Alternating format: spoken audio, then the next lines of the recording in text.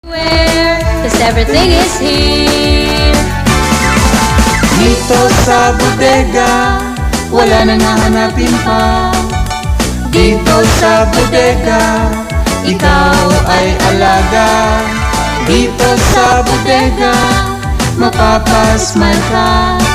Dahil bawal ang mahal, dito sa bodega. Bodega Glassware, the houseware city. Oh, merienda tayo na. Uy, paborito ko ni hot pandesal. Pandekoko? Nakakaloko! Sliced bread, kada pidaso, paraiso. Oo ni pa, saymada, wrinkles, asin maligaya. Gusto nindo? Matiram, malumhok, asin, baradong mga tinapay. Madyana sa Lorenzo Bake Shop. Nag-aako ang sindanin orders in cakes for all occasions. I-contact lang si Crisel de la Cruz sa 0948-542-3630 o Kinico Guevara 0950-356-8317. Lorenzo Bake Shop, main branch at San Juan, San Lorenzo, Minalaba, Camarines Sur, with branches at San Jose, San Pablo, Camaligan, San Isidro, Poblacion, Salagonoy, Asin, Balatas Road, Naga City.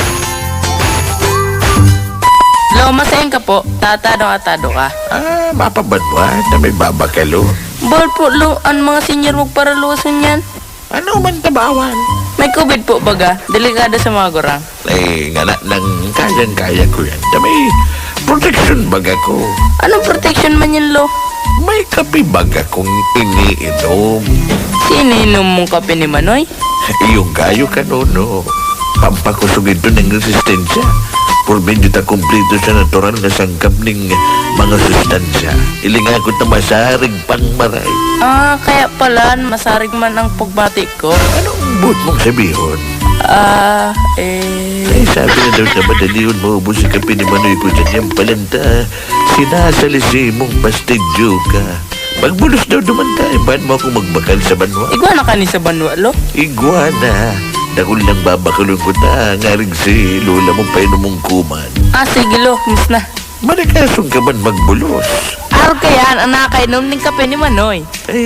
Kape ni Manoy, available na sa mga butika sa inyong mga lugar. Sa Calabaga, mababakal na ang Kape ni Manoy. Soda Pharmaceutical Distributor, San Antonio, Poblacion, Calabaga, Camarines Sur. Asin sa Limanan, sa Limanan Drug Store. Kaya, ano pang hinahalat nindo? Magpabaskog gan sa inyong lawas.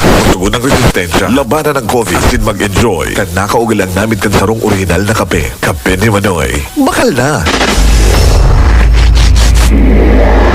Sa umaga, isa sa mga pinakikinggan, Radyo Banat Extreme. Oy, sa mga kabanat, mga tugang, paki-follow din po kami sa YouTube.